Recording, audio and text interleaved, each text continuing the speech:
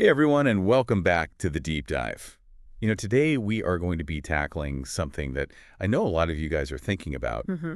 It's the hidden dynamics of relationships and how societal shifts have impacted those dynamics. Yeah. We're going to be looking at all of it through the lens of the book Red-Pilled Manhood, Reclaiming Masculinity. Okay. This book, really delves into some pretty deep concepts about masculinity and the challenges that men face in today's world. Yeah. One of the things that I found really fascinating about this book is how it connects those personal experiences that we have in relationships to these broader social and historical trends. Yeah.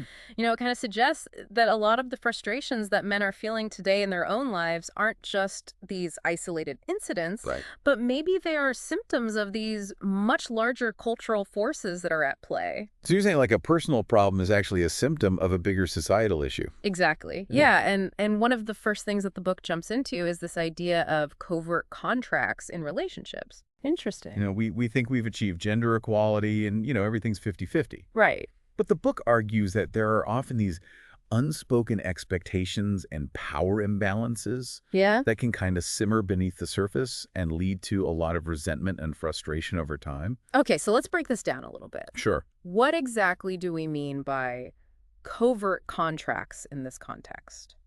So the book gives this example of a couple, Jane and John. Okay. Jane is a high-powered lawyer. Mm. She's the primary breadwinner, and John is a stay-at-home dad. Okay. So on the surface, this looks like, the perfect modern egalitarian setup. Right, it seems totally equal. Totally equal, right. Yeah. But the book suggests that there's a lot more to this story. Okay, so there's more than meets the eye here. Yeah, it really digs into how, despite these appearances, this kind of arrangement can actually lead to a sense of imbalance and potentially resentment. Huh. John, despite contributing in a significant way by taking care of the kids and the home, may feel like his role is less valued by society. Right. And that can lead to feelings of emasculation and dissatisfaction. It makes sense because, even if the woman is the one that's earning more money, there's still this societal pressure on men Yeah. to be the provider, to be the one bringing home the bacon. Yeah, exactly. And the book is arguing that even though things may appear equal on the surface, those deeper traditional roles and expectations haven't completely disappeared. Right. And so there's this disconnect between what we say we believe and how things actually play out in real life. And that disconnect can really cause friction and make men feel trapped in a double bind. Yeah, it's like they're supposed to be both a traditional provider and the emotionally sensitive modern man all at the same time. Exactly. And fulfilling both those roles can be incredibly challenging. For sure. And the book argues that to really understand these dynamics that are at play, we need to go back in time and look at those historical and biological roots of these gender roles that we're talking about. So we're talking about the very essence of what it means to be a man. Where does the book take us on that journey? So it goes into this evolutionary perspective, suggesting that throughout history, men have been the hunters, the protectors, the ones responsible for providing and defending their families and their communities. Right. And so the book suggests that those roles have shaped men's physical and psychological traits. So the book is saying that, these roles that men had for thousands of years have actually imprinted themselves Yeah. on men even today. Yeah, that's the argument. And it suggests that those roles have left a lasting imprint on how men think and behave, even in this modern context. So interesting. And, for example, the book brings up this concept of hypergamy. Okay. This idea that women are biologically driven to seek out high-status mates. Oh, yeah, you see this all the time in nature, right? You see it everywhere. Yeah, so like the alpha male phenomenon. Yeah, and the book is suggesting that that drive, even if it's not always conscious, is still very much present in the modern dating landscape. Fascinating. Yeah, and it connects that back to the pressure that men often feel to constantly prove their worth, to climb that invisible ladder of status. So it's like a combination of these historical factors and these biological factors that shape the dynamics that we see in relationships today. Yeah. So it's not just about individual choices or personalities. Exactly. And the book is making this argument that there are these deeper forces that are at play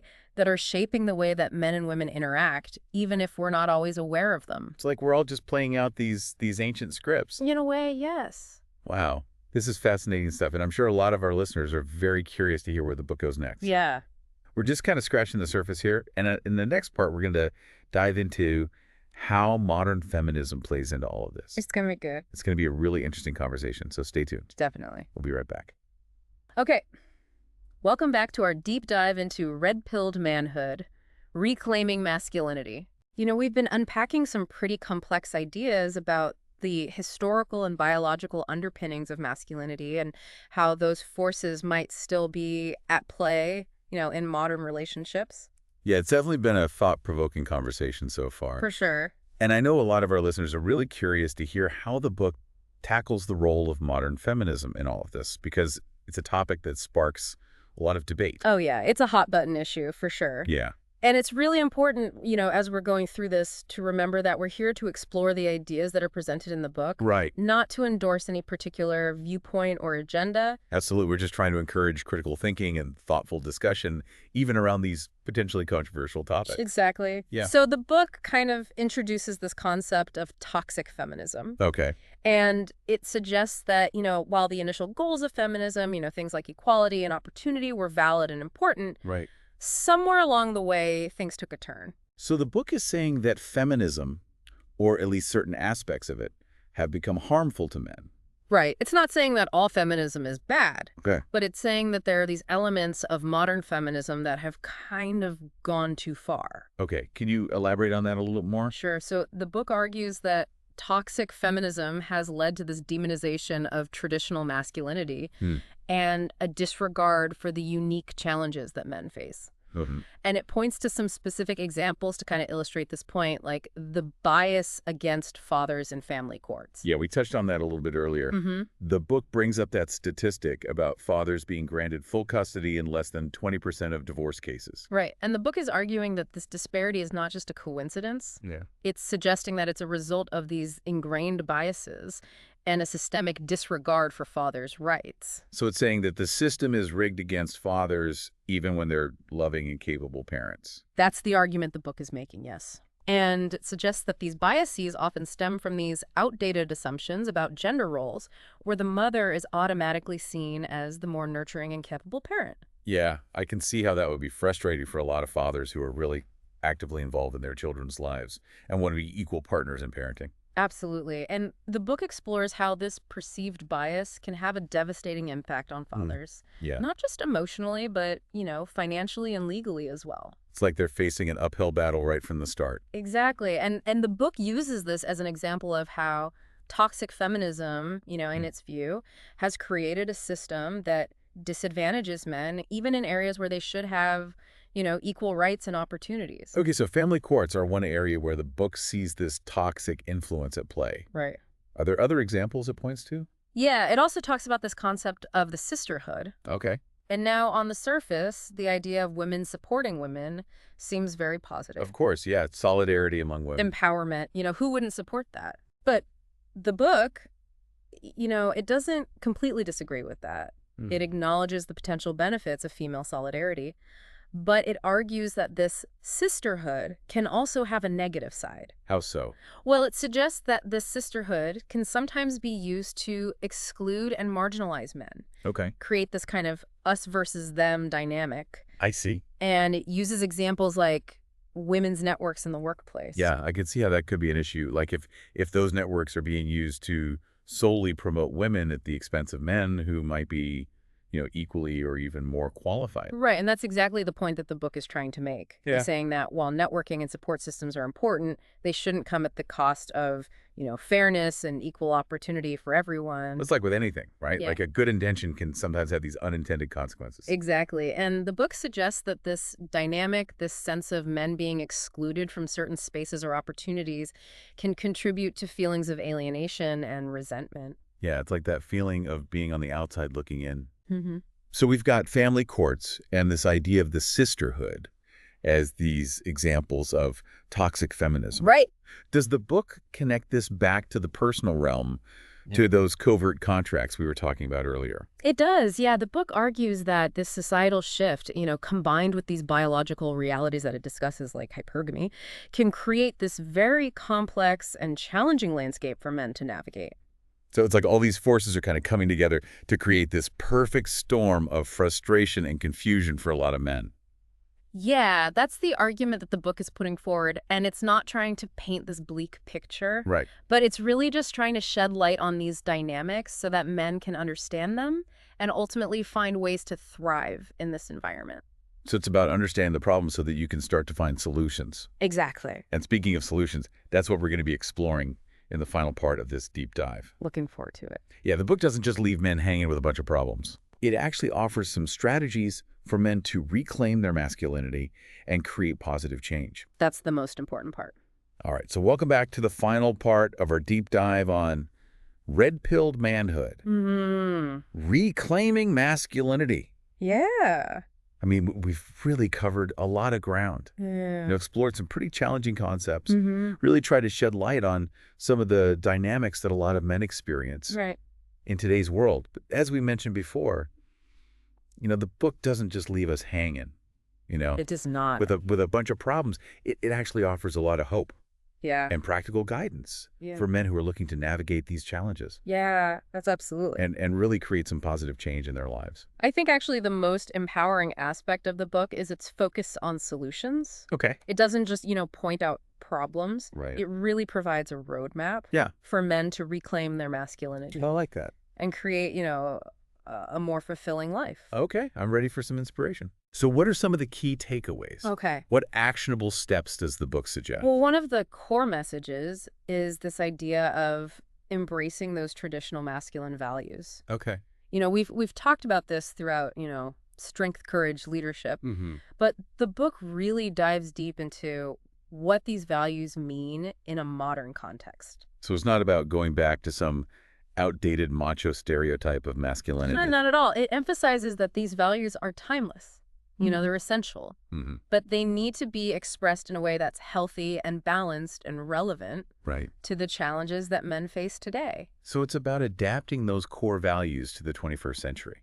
Yeah. Finding a way to be a provider, protector, a Right. leader, but doing it in a way that resonates with the world we live in now. Yeah, exactly. And the book argues that these roles, when embodied in a healthy and constructive way, are not only beneficial for men themselves, Right. but they're actually crucial for a thriving society. It makes you realize that, we need men who are willing to step up, Yeah. to take responsibility, and to lead with integrity. Yes, And those qualities, I feel like, are valuable in any era. absolutely. And the book gives, specific examples of how men can embody these values in their everyday lives. Being a strong and present father, Right. a reliable and supportive friend, a leader in your community or your workplace. So it's about taking action, not just talking about it. Exactly. And walking the walk, not just talking the talk. Walking the walk. That's it. So embracing traditional values is one piece of the puzzle here. Right. But the book also talks a lot about emotional resilience. Yeah. Can you elaborate on that a bit? Sure. And it's important to clarify that emotional resilience doesn't mean suppressing your emotions Right. or becoming some kind of, unfeeling robot. It's not about denying your feelings or trying to be stoic all the time. No, exactly. The book emphasizes that men should be able to experience, the full range of human emotions. Yeah. Joy, sadness, anger, fear, but not let those emotions control them. It's about having a healthy relationship with your emotions, That's a great way to put it. being able to process them Yeah.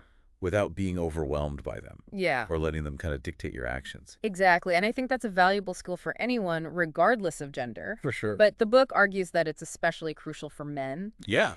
for navigating the ups and downs of life. Right, like dealing with work stress, relationship conflicts. Yeah, all of it. Just the general chaos of the world. Exactly. And the book suggests that, men can develop this emotional resilience through practices like mindfulness, Yeah. meditation, journaling, Mm-hmm. even physical exercise can be really helpful. So it's about taking a holistic approach Yeah, to well-being, taking care of your mental, emotional, and physical health. absolutely. The book emphasizes that, true strength comes from within. I like that. It's about developing a strong sense of self, knowing your values. Right. And staying true to who you are no matter what challenges you face. That's powerful. Yeah. So we've got embracing traditional masculine values, developing emotional resilience. Right. Are there any other key takeaways Yeah. or strategies that the book highlights for men who are, looking to reclaim their masculinity? Yeah, the book also stresses the importance of men building strong, supportive communities with Hmm. other men. It's Yeah. about, finding your tribe, so to Well, speak, connecting with like-minded individuals who share your values and can offer encouragement and support. that resonates with me. It's that idea that, we're not meant to go through life alone. No. We need that sense of brotherhood, that camaraderie that comes from being around other men who Yeah. understand our struggles and aspirations. Exactly. And the book argues that this kind of connection is essential for men, especially in today's world, Hmm. where, men are often isolated and disconnected Right. from one another. It's like that saying, iron sharpens iron. Being around other strong, positive men can help you become the best version of yourself. Absolutely. And the book offers some practical advice on how to find these communities, Yeah. whether it's joining a men's group, Okay. a sports team, a gym, Yeah. or even just connecting with like-minded individuals online. So it's about taking initiative, putting yourself out there, Mhm. finding those spaces where you can connect with other men on a deeper level. Yeah, and the book really drives home the point that reclaiming masculinity is not a spectator sport. Right. You know, You got to get in the game. you got to get in the game. Yeah. It's about taking ownership of your life, making conscious choices, and building the kind of life you want for yourself. Well, this has been an incredibly insightful journey. I mean, Red-Pilled Manhood, Yeah, Reclaiming Masculinity, it is is. a really thought-provoking book Yeah, that challenges a lot of conventional wisdom. it And does. and whether you agree with all of its ideas or not, I think it offers a really valuable perspective Mm, on the challenges that men face in the modern world. absolutely. And it provides some really practical strategies for navigating those challenges. For sure. So if you're a man who's feeling lost, confused, or frustrated with your place in the world, Yeah. this book might offer some valuable insights. It might. And if you're simply looking for a deeper understanding of masculinity and what it means to be a man in today's world, Yeah. this book is definitely worth checking out. Awesome. Well, you can find Red-Pilled Manhood, Reclaiming Masculinity on Amazon Kindle and Google Play Books. Check it out. It's an eye-opening read Mm-hmm. that could change your perspective on a lot of things. It could. Well, thanks for joining us on this deep dive. Yeah, thanks for having me. Until next time, keep seeking the truth and never stop questioning the narrative. And remember, the future of masculinity is in our hands. That's right. Let's create a future that honors the best of what it means to be a man. Absolutely. All right. Thanks, everyone, for listening. Take care.